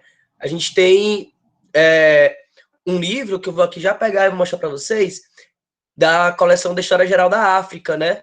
E aí existe um deles que são 1000 páginas só sobre a pré-história. Então, como resumir tanta história de tantas pessoas em 2 páginas no livro de história? Então, 2 aulas, 1 aula. É muita coisa. E aí, isso não quer dizer também que a gente vai fazer na sala de aula um curso da pré-história, não. Mas é que são muitos fatores epistemológicos de conhecimento desses povos que não são levados até a porta da escola e não são trabalhados lá dentro. Um exemplo também é nas populações egípcias, né, os quemíticos e os caxitas, as populações do Nilo, que tanto contribuíram para a sociedade que a gente tem hoje, mas na escola, infelizmente, eles não são dados com tanta importância. E quando são dados, principalmente na indústria cultural, são repassados de uma forma distorcida, né? Os egípcios brancos. Ou então, você pega ali o maior sábio, né, do Egito Antigo, Imhotep, ele é trazido no cinema como uma múmia vilã que vai voltar e vai trazer o mal para o planeta. Então, são essas distorções que nós, enquanto pessoas que estão aqui engajadas nessas propostas de pedagogia, acho que os gatos estão cantando muito. Ei! Que estão aqui engajados nessas propostas de descolonizar, de contracolonizar, que se torna muito importante nós trazermos para a porta da escola, ou para a porta do terreiro, ou para a boca da rua, os conhecimentos validados na sua historicidade real. Não essa falsificação da história, como o Cheikh Anta Diop, senegalês, egiptólogo, nos traz. A história como uma falsidade inventada pelo branco. Então, deixemos de sermos bobos, inocentes e entrar no marasmo de uma história fadada à hegemonia branca e pensarmos que há potencialidade do terreiro para dentro como do terreiro para fora. Há potencialidade nos quilombos, há potencialidade nas aldeias, há potencialidade de nossos avós, dos nossos avós. Elas têm conhecimento. E esse curso, ele serve também nessa proposta de catalisar esses conhecimentos. E o que a gente viu aqui nessa gira, né, que vocês nos proporam aqui, foi essa catalisação desses conhecimentos. Foi não trazer de uma forma folclórica, enquanto tão trazido em muitas escolas apenas no dia 20 de novembro, mas foi reposicionado esses conhecimentos. E essa é a principal proposta do nosso curso, né? Desde que nós iniciamos os trabalhos da Pedagogia, essa é a proposta, da gente catalisar esses conhecimentos e gerar esses materiais pedagógicos, esses recursos didáticos que possam reverter de algum modo, reposicionar de algum modo esses conhecimentos que há tanto são negados. Então, vamos abrir espaço para falas, né? Quem quiser ir comentar e trazer a sua contribuição, o momento é agora. Eu vou aproveitar que eu estou sem vergonha. Não, eu só queria reforçar, porque fala assim muito em contribuição. Eu estava pensando, enquanto eu estava escrevendo e pensando, né, na estrutura do plano, sempre me veio muito isso à mente, a questão da contribuição, porque quando a gente vai estudar história, o que se fala para a gente? O povo brasileiro foi construído a partir da contribuição de 3 povos, o branco, o índio, né, e o negro. Só que sempre se coloca isso como uma contribuição voluntária, né, que o preto veio para cá de turismo, pegou carona com os portugueses e chegou aqui e bota muito essa contribuição como se fosse, por exemplo, e nem a do branco é voluntária. Talvez a mais voluntária que foi corrompida, que foi extirpada é a do indígena, porque são os povos originários, que seria o que a gente herdaria de contribuição legítima. E a contribuição do povo preto tem que sempre se colocar na perspectiva da resistência. A alimentação, a religião, a cultura, a dança, a música.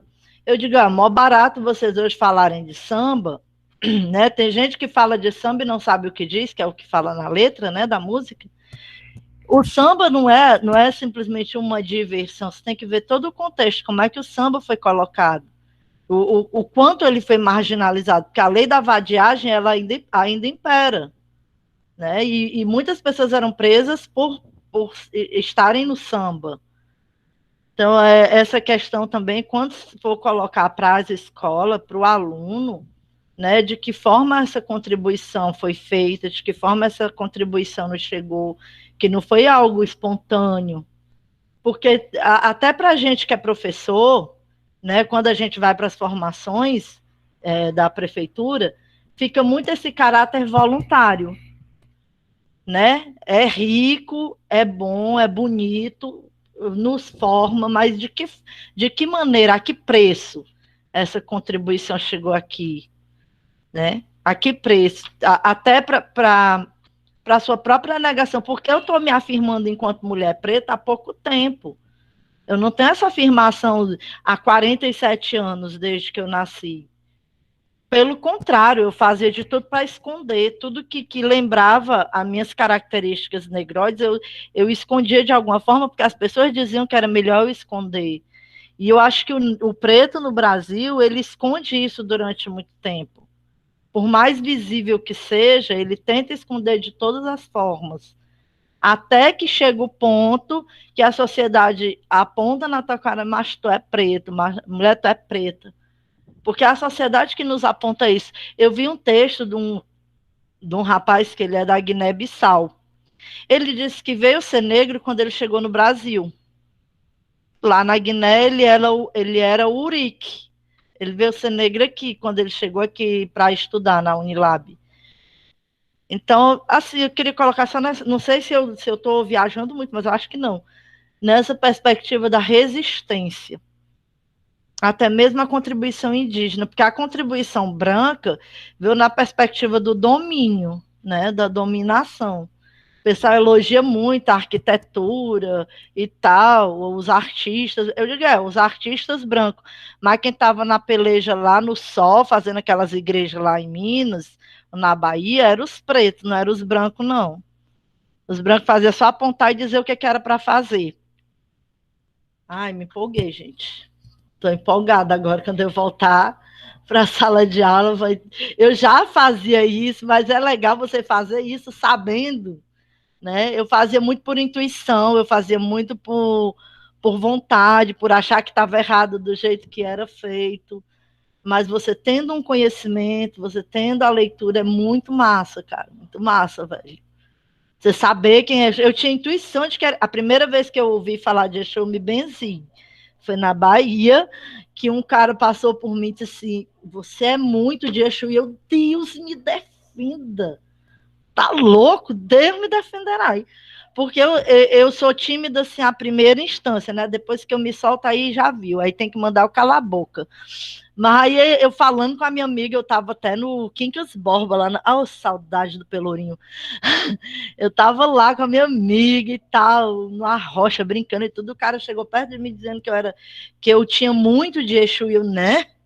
Daí eu olhei assim pro lado, ponto de bem assim.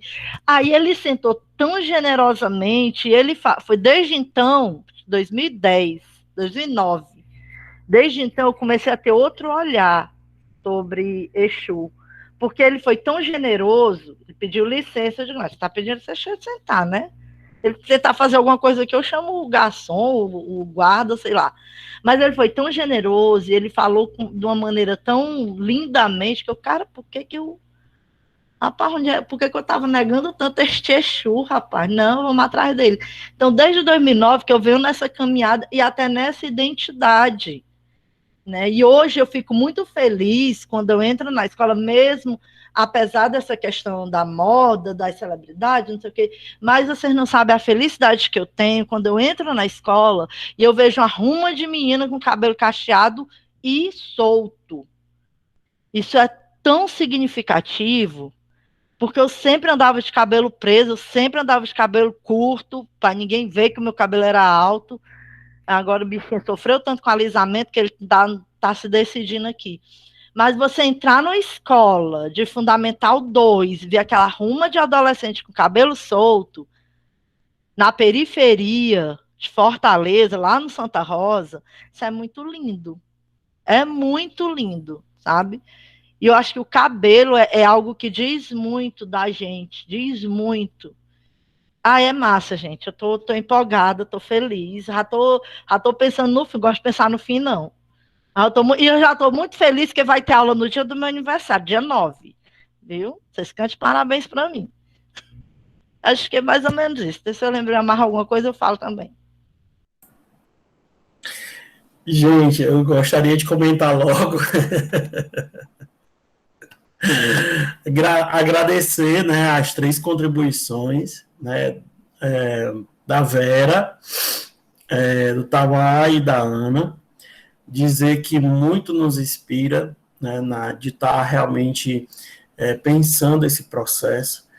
E aí eu estava aqui escutando vocês e mergulhando em cada história, e tentando imaginar cada aula, né, cada perspectiva, porque um dos trabalhos que eu faço, quer dizer, o trabalho que eu faço é com práticas pedagógicas, sempre foi com práticas pedagógicas, né? Então, eu trabalho com práticas pedagógicas no ensino de Ginga. Eu digo muito para o IO, para o Cisco, para os meus estudantes, para as minhas estudantes, a questão da necessidade urgente de transformação. Como as críticas, elas são fundamentais, principalmente se elas são construtivas e propositivas. Quando a gente formula um processo de laboratório, e é esse o contexto do Pedagogias, trazer a ideia de um grande laboratório, é justamente para a gente pensar inúmeras possibilidades aqui a partir dessa encruzilhada com vocês e deixar espaços abertos para que milhares de possibilidades sejam criadas no nosso inconsciente quando a gente estiver se deparando com outros conteúdos, né? Então, essa ideia, na verdade, essas ideias, elas são fantásticas, elas são viáveis, elas são possíveis, principalmente porque o enfrentamento ao racismo, né, na perspectiva estrutural, ela vem a ser desenvolvida a partir de todas as estratégias que vocês apontaram, né? São potencialidades grandes que elas vão não ser limitadas aí por um contexto temporal. Então, o que está lá atrás para a gente de terreiro é fundamental, né? O que a Vera traz nos ajuda a pensar uma perspectiva urgente a partir de Exu. O que a Ana traz com Ogum, eu adorei o Prezi, viu, Ana? Eu já vou utilizar também, baixar aqui, para a gente tentar incrementar, melhorar as nossas aulas. Às vezes a gente se torna muito, né, cansativo, né, com esse modelo de exposição aqui que nós fazemos. Então, eu achei fantástico, o Prezi não conhecia, muito obrigado. E dizer que vocês se tornam inspiração, né? Se até hoje eu trouxe, eu e os meninos, dado por Exu, alguma contribuição para essa caminhada de vocês, vocês se tornam inspiração, né? Inspiração para o que a gente vai fazer agora nesse módulo 2. Agora é só como fosse uma pausa assim, para a gente, né, levantar um grande voo e dar um salto lá na frente. Eu queria, na verdade, fazer um pedido a vocês, né? Um pedido a todo mundo que está naquele grupo do WhatsApp, né? Nós vamos, eu acabei de finalizar, na semana passada, o livro Exu nas Escolas, e nós vamos fazer agora a terceira edição do curso, uma edição bem mais potente, um pouco maior, né? E todo o dinheiro que a gente conseguir arrecadar com esse curso, ele vai ser revertido para a publicação do livro Exu nas Escolas. Eu queria pedir a vocês a ajuda na divulgação. Se vocês puderem ajudar, os cards, eles estão no grupo, a Dani colocou lá, né? Se vocês puderem ajudar a divulgar, mandar para os grupos de vocês, para que mais e mais pessoas possam ver, pessoas que vocês saibam que podem dialogar e queiram fazer, eu acredito que é fundamental, porque nós queremos fazer uma grande tiragem de livros, para esse livro realmente ser bem divulgado, bem vendido. Ele é fruto desse esforço, e é um caminho aberto pelo Pedagogias. O Pedagogias já é uma outra etapa, um aprofundamento a partir dessas práticas que nós vamos fazer, que nós estamos fazendo aqui coletivamente. Eu queria pedir a ajuda de vocês na questão da divulgação. Quem puder, quem quiser, claro, né, lógico, que possa nos ajudar na divulgação, é esse o pedido, tá bom? Os cards, eles estão lá, se puder encaminhar para os colegas que vocês saibam que talvez tenham interesse, ou grupos de axé, grupos de pessoas ou do movimento negro, dos movimentos sociais, que possam estar nos ajudando nesse processo. Eu agradeço muito. Vai acontecer na primeira sexta e sábado de junho, e na segunda sexta e no segundo sábado acontece o segundo módulo. São 2 módulos, é um curso de 12 horas. Tá bom? Obrigado, gente. Eu deixei aí com quem quiser falar agora. Eu queria fazer uma pergunta. Ô, Tauá, por favor. A taboa tem como diz, aquela florzinha marrom na ponta? Jorge, a taboa, ela tem uma espiga. É uma espiga. Aquela espiga, Não é ela bem é uma uma folha. vareta comprida e aquela espiga. Aquela espiga, ela é muito rica em óleo. Você pode cozinhá-la, comê-la como milho, fazer uma farinha com ela. Ou então você pode deixar ela secar, mergulha ela no querosene e utiliza ela como uma tocha. No lugar onde não tem luz, obviamente. Não vai Sim. tocar fogo em casa. Mas Não, é isso é que mesmo. me lembrou a minha infância. Que Porque bom. eu tô em São Paulo, né? É. Antigamente aqui no bairro tinha um lugar que assim, bem de frente de casa, que tinha essas taboas, a gente fazia, tinha campinho ali e tudo mais. Mas eu não tinha a mínima noção de que era alimento, que era toda essa potência em termos de planta, né? Pois é, Jorge. O Will acabou de colocar, tá aí, ó. Perfeito, perfeito. Palmito, o miolinho dela é a mesma coisa de um palmito. Se você fizer uma saladinha com as plantinhas novas ali, colocar um temperozinho, ninguém nem vai saber o que é taboca. A gente tem tanto alimento aí, além da utilidade que ela tem para a matriz africana, para os povos. E é uma coisa que não é só de matriz africana. Todo sertanejo dormia numa cama de taboa, todo mundo utilizava taboa. Era o colchão do momento, entendeu? Entendi. Sabe o que eu acho que é uma maneira de preservar esse material, assim, porque você falou que está tendo muito problema de corte, né, de extinção. A gente teria que achar um chefe desses caras famosos que trabalham com as culinárias, etc., e começar a fazer com que eles trabalhem com essas coisas. Aí, pelo menos o que está em preservado, acho que tende a ficar preservado, porque quando cai na mídia e esses chefes estão usando, todo mundo fica atrás, aí todo mundo toma conta. Então, porque geralmente esses terrenos eles são invadidos ou acontece alguma coisa que não, depois a gente não consegue mais resgatar. E aí deve ter alguém que trabalhe com esse tipo de culinária que poderia ajudar nesse processo. Ô Jorge, na realidade não existe mato. Mato é o nome de algo que a gente não conhece. Não, sim, Todo mato tem uma função. Então as pessoas, por falta de conhecimento da taboa, que a taboa ela cobre a água, eles arrancam, queimam, tocam fogo. Quanto mais perfeito. taboa tiver em cima da água, maior ela vai segurar a umidade no solo, vai preservar a água, uma série de só benéfica. Então o que falta é espalhar esse conhecimento, espalhar isso aí. Está perfeito, está no caminho.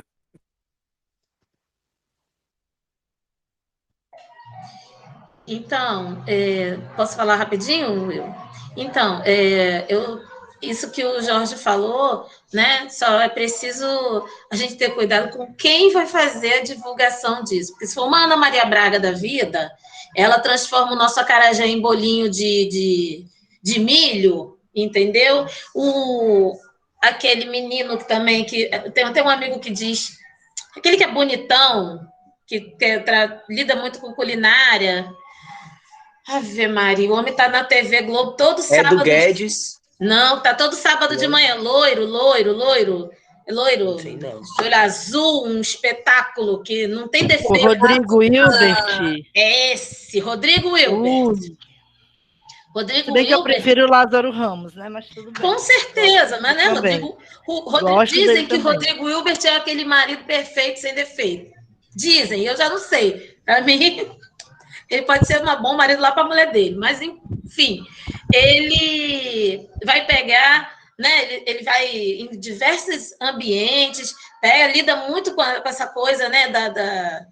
Do colher, do tirar da terra e preparar e tudo mais, mas eu nunca vi ele fazer nenhuma referência à origem daqueles alimentos. Ele fala daquele local onde ele foi lá e de onde ele retirou, de onde ele está plantado. Mas ele não dá nenhuma referência de origem, de ancestralidade, de nada relativo a isso. Então, eles vão pegar a taboa, eles vão dizer que era um mato que estava atrapalhando a construção de novos empreendimentos imobiliários em determinada região. E aí, para ajudar isso e criar novos espaços, novas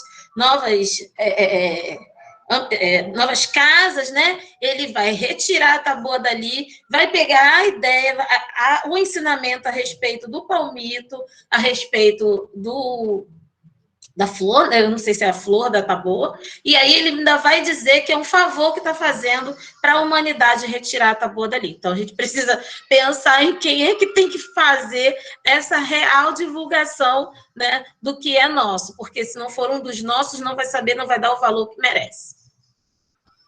Concordo plenamente. É que assim, eu pensei nessa possibilidade, porque assim, tem gente nossa, ou assim, que está envolvida com essa questão ambiental, etc., que é muito séria, né? Mas talvez não tenha esse conhecimento. Então, isso precisa ser divulgado, assim, com o estudo que a gente está fazendo aqui. A pessoa vai ter essa noção e tal, e vai explicar direitinho. Porque senão as coisas vão se perdendo, né? E a gente não tem mais muito tempo para perder as coisas, né? Então, como assim, aqui tem um grupo grande de várias regiões do país, provavelmente alguém conhece alguém que trabalha com culinária e que pode fazer algumas experimentações e, sei lá, colocar num site com um devido crédito, ó, isso aqui vem de tal espaço, já foi cultivado anteriormente e tal. Então, ter todo esse aspecto e aí quem tiver acesso a esse site, esses pratos, tudo, vai ter conhecimento de tudo, por exemplo, que o Tavares explicou, que você explicou, que a Ana explicou. Então, assim, todo esse fundamento que a gente está conseguindo aqui no curso, ele às vezes simplesmente desaparece da nossa mão, né? É aquela questão da apropriação que a gente já discutiu anteriormente, né? Que na aula passada eu falei, ó, tem a parte de computação gráfica, por exemplo, que eu vou provavelmente trabalhar em cima disso. Que a gente pode fazer simulações, etc., com geometria, etc., mas a geometria não aparece depois da África, né? E até o Will citou a História Geral da África, lá também já fala um pouco disso, quando fala do Egito, etc. Eu coloquei um link com os 8 livros que estão em português e estão gratuitos para a gente baixar. Quem quiser, está lá no nosso WhatsApp. Então, assim, tem um monte de coisas que a gente desconhece, que a gente tá estudando juntos e está aprendendo, e assim, enquanto a gente puder organizar esses documentos e passar para frente, para que as comunidades tenham acesso, eu acho que a gente já está ajudando. É isso. Massa, Jorge. Até mesmo a noção de que a gente tem que ter que nem todos os conhecimentos eles conseguem chegar a todo mundo de uma mesma forma, né? Exatamente. Então, a gente precisa, às vezes, fazer esse processo de transcrevê-los, reformatá-los, trazer outra abordagem para que seja acessível, né? A gente tem muita essa noção. Para quem ainda está aqui, que está todo mundo, né? Eu coloquei agora, desculpa até pelo atraso, o Cisco veio aqui me lembrar, o formuláriozinho da presença, viu? Vão lá e preencham, colocam o nome de vocês, está no chat, que a gente vê usando essa maneira de controlar, né, a nossa presença a partir desse módulo. Então, tá aí, coloquei no chat. Preencham. Gente, então, alguém mais quer falar? Alguém mais quer pegar a fala? Eu só queria fazer uma pergunta em relação ao plano. Sim. Ele precisa necessariamente ser pensado para uma classe da escola pública ou privada, seja ela qual for, ou eu posso criar um plano, mas voltado para um outro público, não necessariamente da escola. Sim, com certeza você pode. Lá no plano de aula, como vocês podem ver, eu posso até espelhar aqui para mostrar para vocês, né? Tem público, tem local e tal. Então, o público local, vocês vão estar abertos para escolher. Pode ser assim na pracinha do bairro, para pessoas acima de 60 anos de idade. Então, é isso, é bem aberta a proposta pedagógica. Se vocês quiserem, eu vou espelhar aqui para vocês rapidinho, para mostrar como é. Vou abrir aqui. E aí, vocês viram que ele não está com o limite do prazo, não foi só até ontem, como foi as da encruzilhada multilingüe. A gente vai estar recebendo os planos de aula no decorrer desse módulo que a gente vai iniciar agora, que é o módulo de práticas pedagógicas. Devido o tempo hábil mesmo, né, de cada um produzir, não é uma coisa que ali você produz rapidinho, a gente precisa, não é tudo também aqui que tem a experiência com a sala de aula, e aí nesse sentido, como a Veríssimo já colocou, não é necessário ser voltado para a escola, né, são planos de aula que pode ser tanto virtual, presencial, pode ser na pracinha do bairro, pode ser no terreiro, sabe, pode ser no plenário, no movimento social, enfim. E aí o tempo também, ele é dessa mesma forma pensado por vocês. Aqui, como daquela última aula, da primeira aula desse módulo, né, mostrei para vocês, você coloca o professor, né, que é você que é o proponente, duração é escolhido, local, no caso ali, tinha sido o Google Meet, mas vocês escolhem o local. O público é referente à faixa etária, ao tipo de pessoas que vocês vão tratar, se tem algum recurso social, sabe? É um público voltado para crianças negras de terreiro. Então, esse é o público. A ambientação é o tema da aula.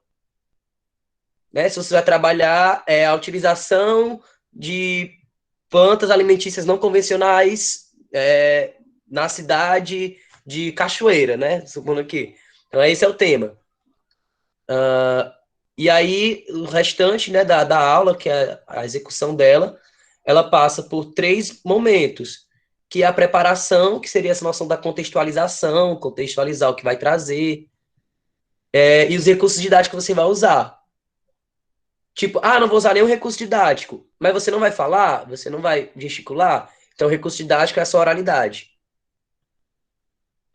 A execução, né, que seria o miolo da aula, que você vai fazer de veras ali mesmo, de fato, ali o centro mesmo da aula, e da mesma forma os recursos didáticos você vai utilizar. E, por final, que a avaliação não no sentido restrito da avaliação escolar, da prova e tal. A avaliação pode ser só um momento de refletir sobre o processo que vocês passaram, para onde apontar a partir daqui. Então, a avaliação é esse momento do decorrer da aula, onde nós chegamos agora, o que nós aprendemos, o que nós queremos dar a partir daqui, o que pode acontecer e por aí vai. Referências bibliográficas. Mas eu não usei nenhuma referência bibliográfica, não tem nenhum artigo aqui citado. O que eu coloco? Se caso você tenha usado aqui os materiais, recurso didático, vídeos, imagens, você coloca o link aqui. Se não teve outra referência bibliográfica, outra referência, né, porque necessariamente seja bibliográfica determina ser escrito, vou até apagar daqui, você coloca, sei lá, a referência foi as conversas de minha avó, foi, sabe, as fontes orais do terreiro. Então, ele está bem aberto, não é um plano de aula voltado estritamente para a escola, é um plano de aula para a gente pensar como se organizaria essas propostas pedagógicas a partir do que a gente vem trabalhando no curso. Alguém tem mais alguma dúvida, mais alguma questão a se colocar?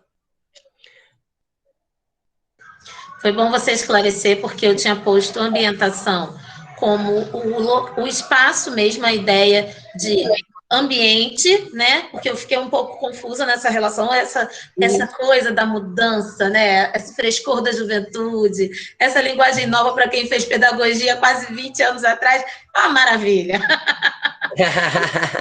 E aí eu tinha posto realmente dessa forma, pensando dessa forma. E aí eu coloquei a ambientação como o espaço físico a partir de onde seria observado a aula, não aonde a aula seria, mas a partir de onde seria observado a aula, né? O ambiente de apresentação.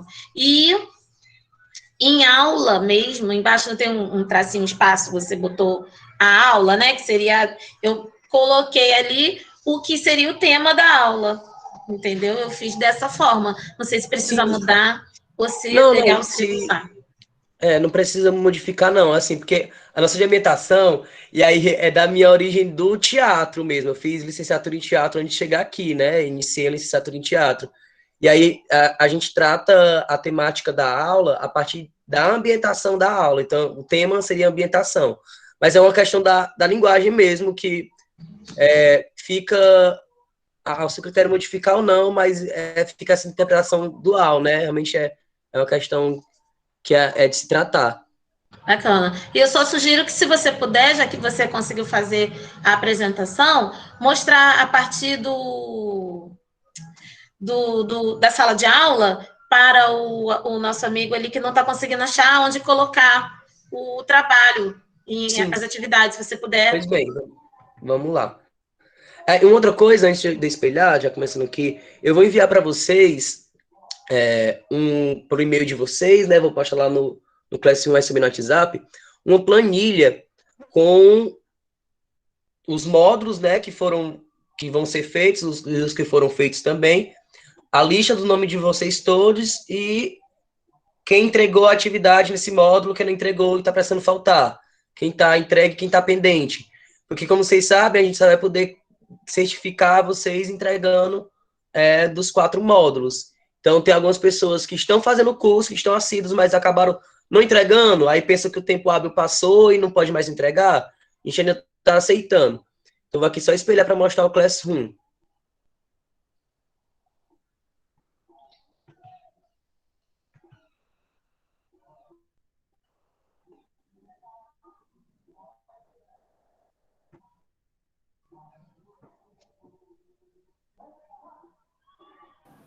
Will, quando terminar aí de explicar, vamos finalizar, porque já são 16 horas, tá?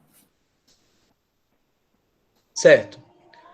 Vamos aqui no módulo 3, né, que é Saberes Ancestrais em Ciências.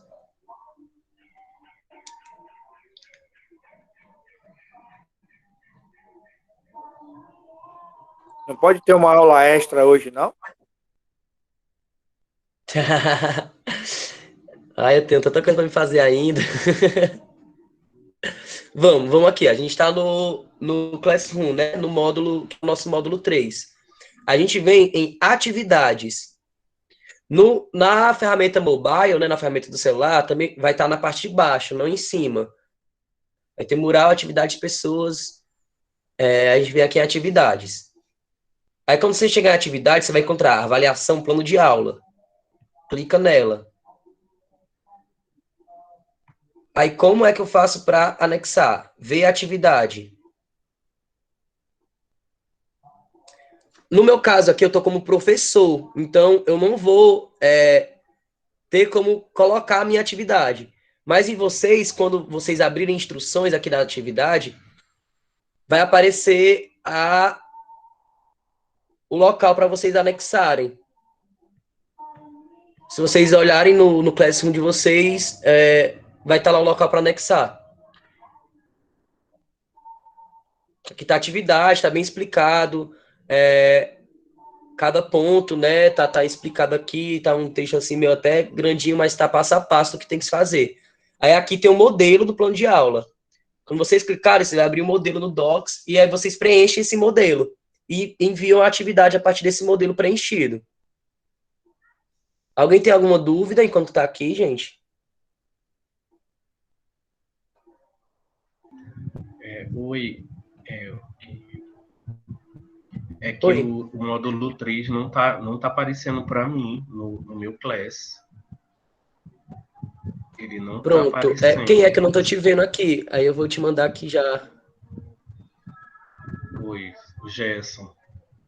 Gerson. Ok, vou te mandar aqui agora. Tá. E para quem também esteja aí que não esteja, eu vou enviar o convite.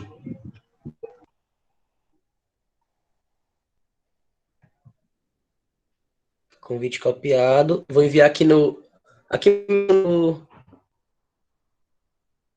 chat.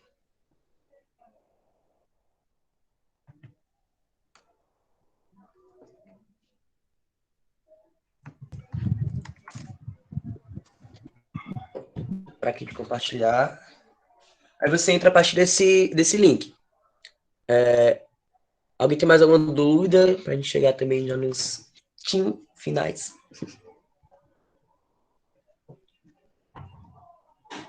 Então, gente, é isso. Chegamos à conclusão de mais um módulo. O que diz que a gente está no meio do curso, né? Foram 10 horas módulos. Agora o próximo módulo é um módulo de 30 horas, que vai ser só sobre práticas pedagógicas. E aí a gente vai mandar para vocês nos dias seguintes, né, como vai ser esse módulo. A proposta é que a gente se divida em grupos, e esses grupos vão servir como os seus terreiros de aprendizagem, a gente vai trocando a partir desses grupos. E aí, nos dias seguintes, a gente vai mandando direitinho as recomendações de como vai ser e adiante. Então, é isso, agradeço mais uma vez, vocês são demais, e o nosso curso só tem a crescer. Obrigado.